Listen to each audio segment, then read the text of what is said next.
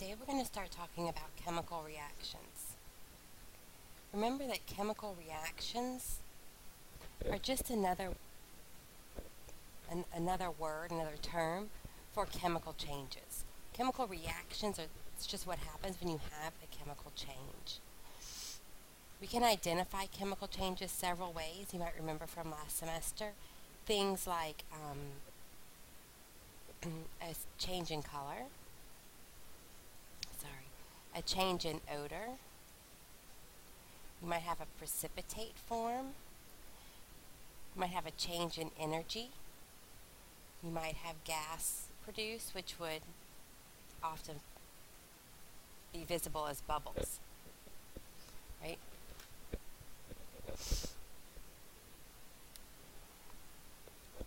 In a chemical reaction, we start with something, right? Some form of matter.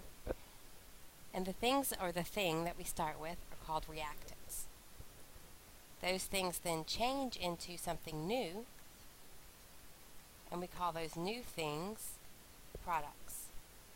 This arrow is used to indicate that something new is produced or yielded.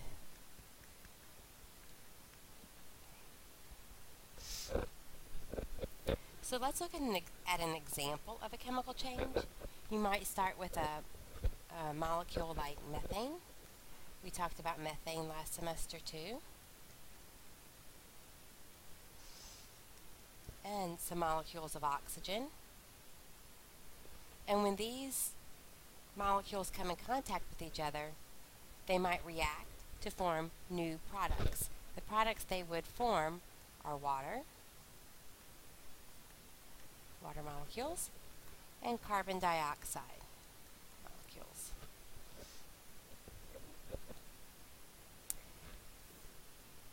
This happens because when the reactants react, when these molecules react, the bonds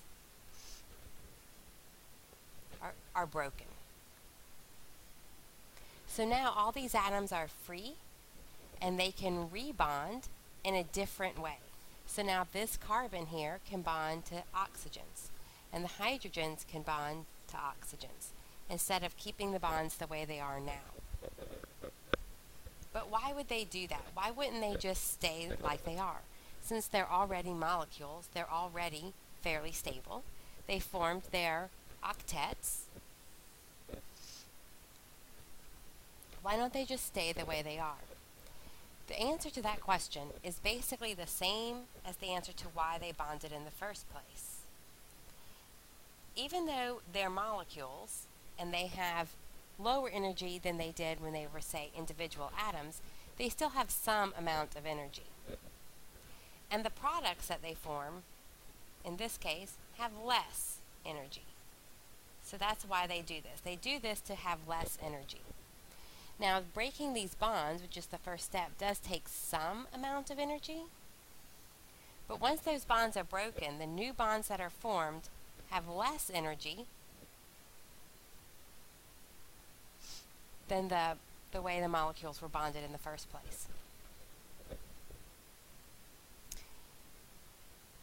Where does this energy come from? This energy right here is the amount of energy it takes to break the bonds.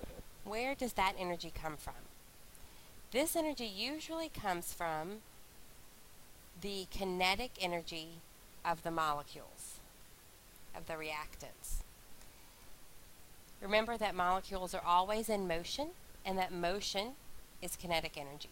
So they can use their kinetic energy to break the bonds when they come in contact with each other. This energy right here is released energy.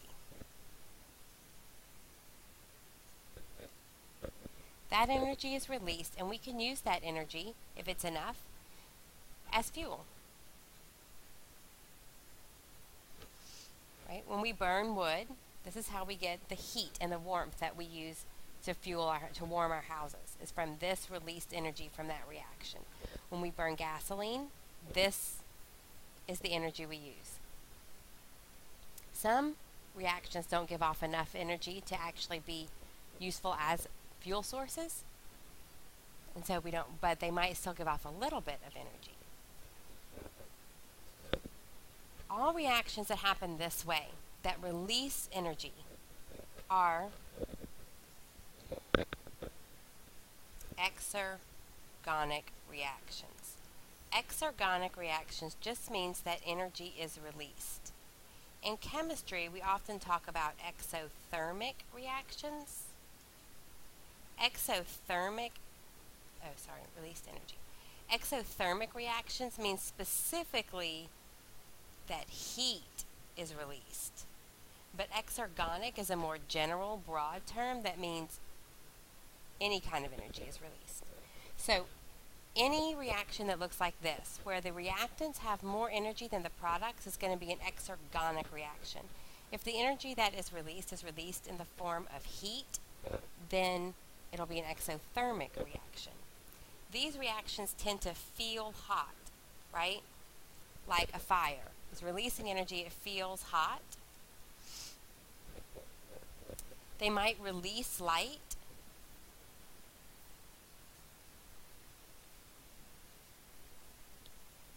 They might release electricity or some other form of energy,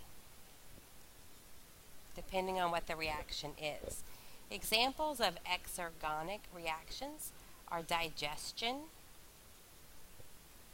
Right? This is why when we digest our food, we're able to keep our bodies warm and use the energy from our food. And combustion, like burning stuff. But not all reactions happen this way.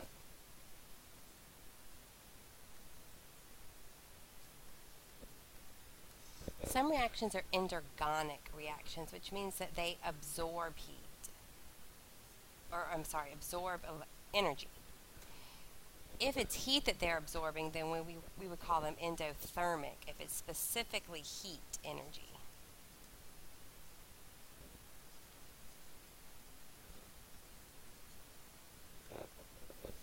So endothermic or endergonic reactions are going to look like this, where they have reactants,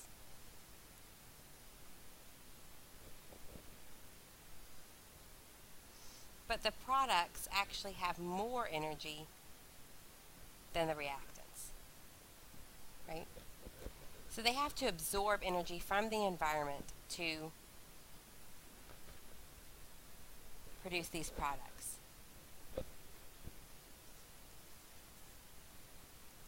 It requires energy to be added to this reaction in order for it to happen. Examples are photosynthesis. Right? Photosynthesis doesn't happen if there's no light, there's no UV light from the sun.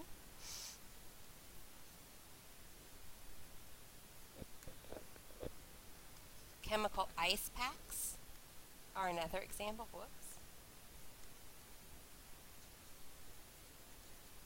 These are another example. That's why these feel cold, because they're actually absorbing the heat from your skin to make the reaction happen. They're absorbing energy from the environment. So endothermic reactions that absorb heat, remember that those feel cold because they're taking the heat from your body and using it to fuel the reaction. Okay, so let's summarize what we've learned. So listed here are the things that you should have in your notes. If you do not have these things in your notes, please go back and listen again and add them to your notes. You should also be able to answer the following two questions. How do we get energy from our food? When we eat food, how is it that provides us energy? Where does the energy come from? And if you have two molecules together, they're in contact with each other, but they do not react, what does this tell us about the energy of the products that they would form?